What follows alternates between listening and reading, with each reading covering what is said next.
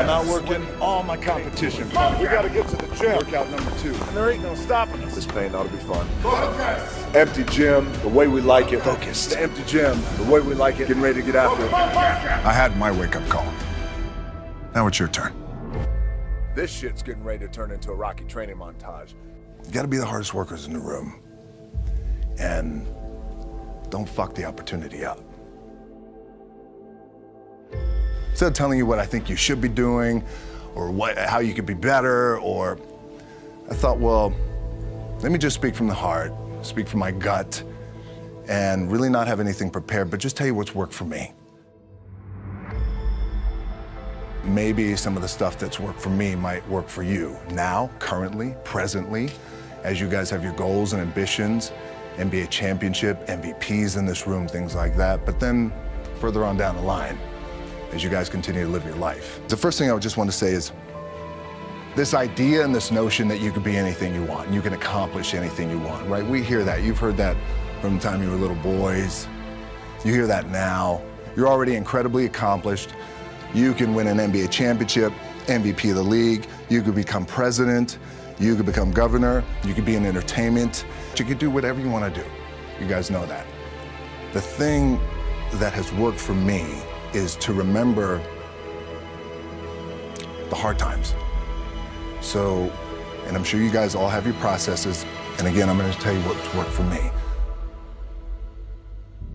So before a big movie comes out, before, back in the days when I was wrestling with WWE, a WrestleMania match, anything big that would happen, I would always take a moment, and I'd just remind myself, all right, I was evicted when I was 14. We were kicked off the island. We couldn't live in Hawaii. Had no place to live. A lot of shit happened then when I moved to Nashville. I was arrested multiple times by the time I was 16 years old. I gotta remember that. If I were playing on this team, before I lace up, before I get on the court, before I play in these big games, I would remember that. And it allows me then to be present in the moment and understand, holy shit, the stuff I have around me right now, this is the shit that I dreamed of when I was a kid. I am here. I played for University of Miami, played for great teams. Warren Sapp, Ray Lewis, they were my teammates. They were balling. Warren Sapp was playing tight end that time. I was starting defensive tackle. They moved him over to D-line. And he looked at me, he's like, yo, dude, I'm gonna take your spot. I said, you ain't taking my fucking spot. He said, I'm gonna take your spot. I said, no, you ain't. We battled, and he took my spot. Now you can imagine how that fucked with me, because there goes my opportunity. He went in, switched to defensive tackle, lit the world on fire. Well, what that did, it crushed me, it crushed my dreams. I had a piss poor senior year, 0 production, no NFL, no combine invite, nothing. Finally went to the CFL, Calgary Stampeders, making $250 a week Canadian. Now I had to send that shit home to my wife at that time. Had no money. So I remember that. When I got cut from Canada, I had $7 in my pocket. And I always tell that story. So now my production company is $7, advertising agency is $7, everything is $7. So I always remember that. What helps me is to keep the hard times in the front of my mind, because it allows me to go into these big moments that I've worked my ass off, and you guys have worked your ass off. It allows me to go into these big moments with a different perspective. What it also does for me, and again, this is what works for me. I keep my back is up against this motherfucker every day. It's against this fucking wall. It's up against this motherfucker because it's what I believe in. And when my back is against this motherfucker, then there's nowhere to go but that way. That's it. So I feel like this could be something, an ideology and mindset that could help you, if you look at it that way. For me, I need this. I need this. So every day, my back is up against this motherfucker, and this is how I operate. Now, doesn't mean you don't smile, doesn't mean you don't laugh and joke, right? You're happy, I'm a happy guy. But when it comes to business, and when it comes to executing, it's up against this. And I gotta go that way. And I don't give a fuck who is in front of me. They're not gonna stop me. I feel like for me, it feels seamless. The prep is where the character's made. And I just don't mean the character I play, I mean the character in here. So for me, the prep is getting with the director, getting with the producers, getting with the writers, so in essence, it's like getting with all your coaches and your different position coaches and all the meetings that you have to have, right? So that's the work you put in. The key for me was, where does it start? What's the anchor? What's the anchor? So I could have all these ambitions, and you guys have all these ambitions, which is great. It's important. I'll play this role, you'll play that role. I'll execute this thing, and it'll come out this summer. You guys will execute this thing during the summer, right, when it's time to really put in a lot more work. But the key with me is just always finding what the anchor is. And the fucking anchor is getting up at 4 o'clock in the morning every day before anybody else and grounding my thought process is in the no one will outwork me. No one. I love and I respect you guys. You motherfuckers won't outwork me. All starts with this. 2 hands, putting it to work.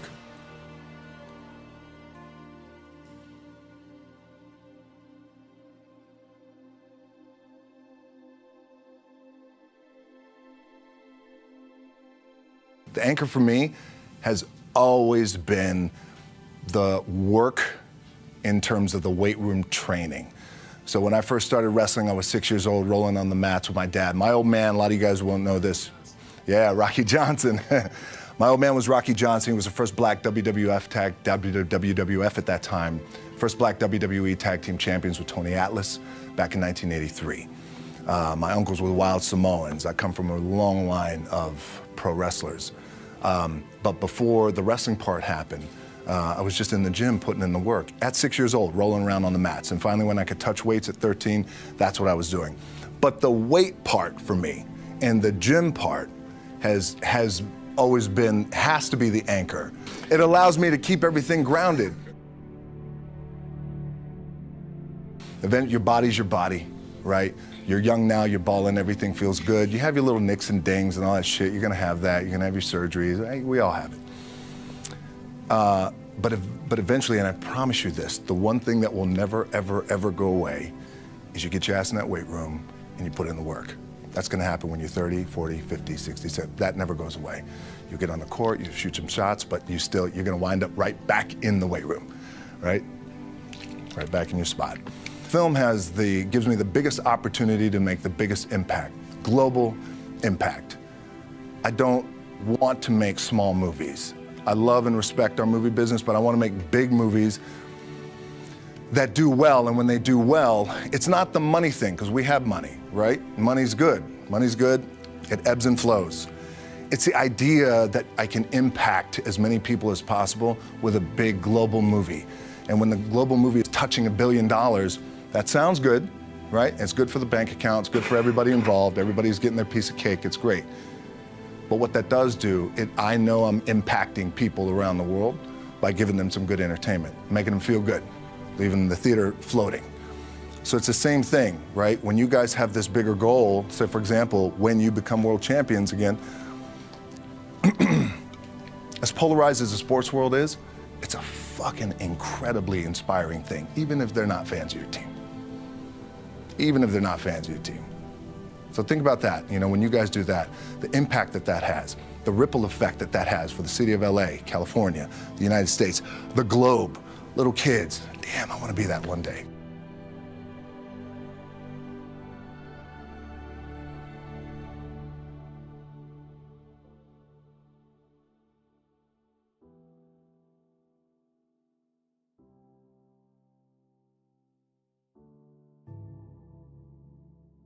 And the thing that the WWE taught me, which I think you guys can take away and it can apply to a little bit of your practice and your business and your gameplay, is WWE taught me to always listen to the people. You always want to listen to the people. So when I would go out, look, you go out, there's always a lot of ego, and I want to do my shit, and then another wrestler will say, oh, I want to do my shit, and I want to do my finishing move, let me do my finishing move. I got to look good, I got to do all this. My last match in WWE, I'll share this with you guys too, is that, again, because there's a little bit of takeaway here from all this shit, is I wrestled John Cena, and I went in, I think it was 2013, I went in WWE champion, and we went in MetLife Stadium. We We had a record-breaking attendance, which was amazing that night. We accomplished our goal. So I wrestled with John Cena. We had 45 minutes planned for the match. It's nonstop go, right? So your conditioning is tested. And at that time, I wasn't full-time in WWE. I was just doing these spot matches where I was still shooting G.I. Joe, I think, or Pain and Gain at that time. It was Fast and Furious 6 in London. Had to travel in the ring, get all my ring work in, travel back to shoot Fast and Furious, then back, WWE Raw, doing those shows. The big build-up to WrestleMania against John. We get to MetLife Stadium. It's a big night. This is it. It's game night, right? It's championship night for me. 45-minute match is planned out. There's no cut. There's no, all right, well, let's pick it back up tomorrow. You know, it's go time. It's just like you guys in a game. At the 15-minute mark, bang! I feel something pop. I'm like, boom, what the fuck? I'm laying there, and both of us are out. I said, oh, fuck, something's going on. And I stick my hand, now there's 85,000 people, right? And we're just laid out like this. I kind of roll over, I stick my hand down in my trunk just to see, I want to make sure that there was no bone sticking out. So if there's no bone sticking out, what the fuck? Something just happened. Referee comes over and he's like, Rock, you all right? I'm like, yeah, I think I'm all right. I said, fuck. I get up, I go to step, and I can't step. I can't do this. I have to use my leg like momentum. I gotta do that. So now in that moment, and you guys are gonna have these moments, you probably already had them already, where you're in the game and you're in the thick of things, and you gotta make a decision.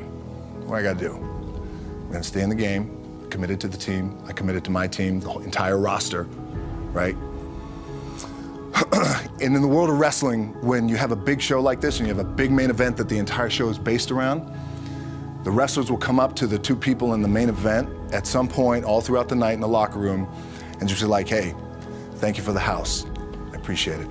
Thank you for the house. And what that means is that's their way of saying thank you for helping draw 85,000 people and putting a lot of fucking money in my paycheck, in my bank account. Thank you for the house. We got a lot of thank you for the houses that night. Bang.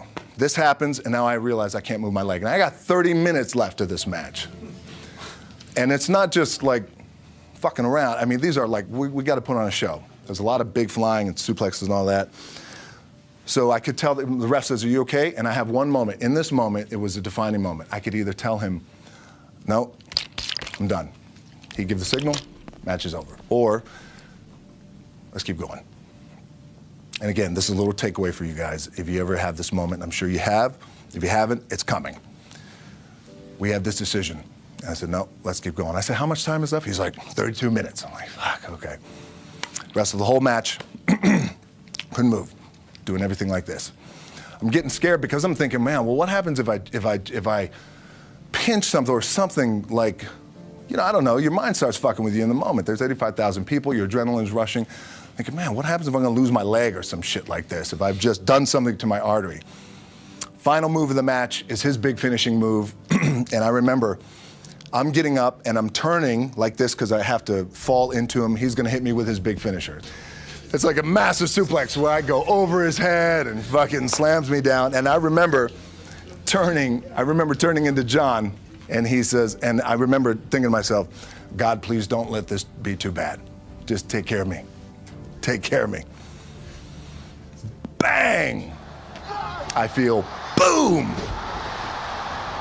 Now I don't know what the fuck just happened. Now luckily the match is over. He pins me, 1, 2, 3.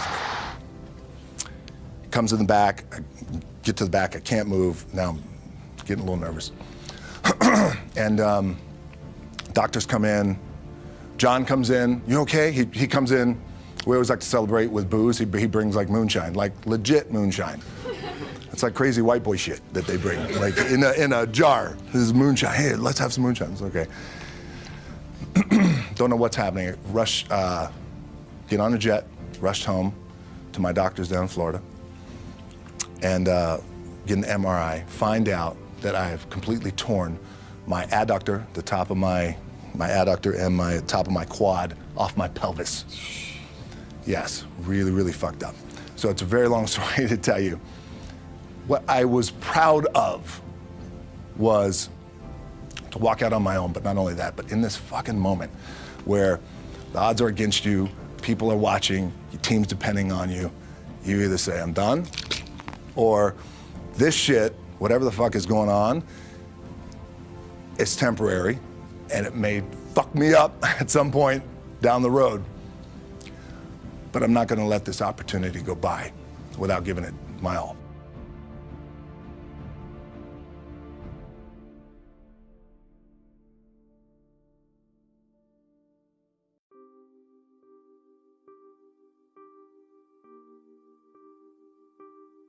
Look, at the end of the day, like again, it's the kind of stuff that I talked about at top is I have to hold on to my dad in his pickup truck came down 4 o'clock in the morning, picked me up in Miami from Tampa. We lived in a little shitty apartment in Tampa. He drove down in his little pickup truck to Miami to get me when I was cut from the CFL.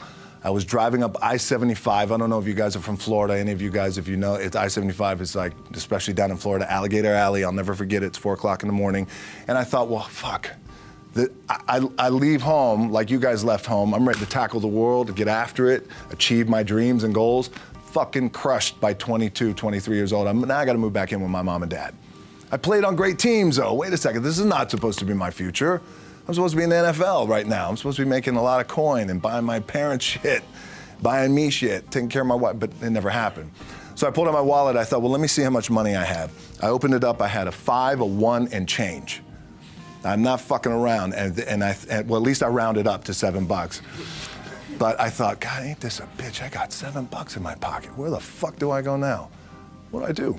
I can't go back to the CFL because the point comes where you hear that voice, big run's over. Like, you're done, right? So I heard that voice. So as Coach was saying, man, I hold on to that shit. I'm telling you, my back is up against this motherfucker. We laugh, we joke, we have a good time. Press is always fun to do. Sometimes you gotta make it fun. That's another thing. You gotta do your best to make press fun if you can. But my back is still up against this motherfucker. I do not forget it. So Coach was saying, like, you're gonna go in through challenging times as a team. You guys are on the come up, you're on the rise. What this also helps me do, and again, it works for me, is at some point, you gotta be fucking tired of not being number one. You have to be, and you gotta fucking play angry, and I play angry. Now, I'm cool and calm with my approach, and when I step out on my field, which is a set, or, like, there's some, and you're always gonna have haters, and haters are like, well, God damn, man, how many movies are you gonna make, or how much shit are you gonna do? Like, you do a lot of shit. I say, yes, it's my ambition. Of course, why not? I could do it, yeah. I love what I do. And not only that, but in what world do we not work every day? It doesn't mean, it's just like you guys in the off season. You gotta work every fucking day. It doesn't end. My back is up against this thing, and I started to play angry, by the way, and I still play angry. My last match, Brock Lesnar, transitioned, and I realized if I had to be great at something, I wanted to be great in this world of Hollywood and movie making and producing and entertainment, I had to commit. And like you guys have to commit. Obviously, you commit to something, commit to the goal. So I quietly retired. 2 years later, I thought, what the fuck did I do with my career? Because my movies were not doing well.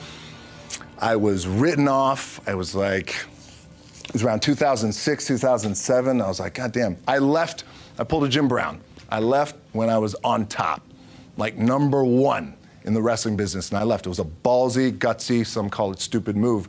But I had to commit and I had to follow what was in my gut.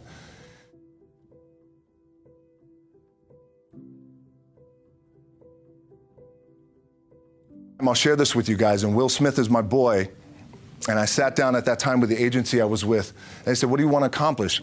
I said, I want to accomplish the world. I want the world, and I want Will Smith's career, and I said, and I mean this respectfully because I know he's here at this agency with us, I want to do it bigger and better. And they looked at me like I had 3 fucking heads, and they were like, okay. But I still stayed focused, and I still had still put in the hard work with my 2 hands, and that's it. And that's what it comes down to with you guys too. Look, I appreciate you guys giving me the time. I enjoyed this back and forth, rapping a little bit. But the one thing I do want to leave you with is, as you guys know, there's nothing you can't accomplish. You're going to go on, you're going to become world champions. The key for me, what I think one of the keys is, remember where you came from, keep that shit in the front of your mind, and when shit goes bad and it goes sideways, a lot of shit does, you're getting booed out of the fucking building, or you're coming through this injury, or people are writing you off, oh, you guys ain't gonna fucking make it. You know, any of that shit, you gotta keep it in here.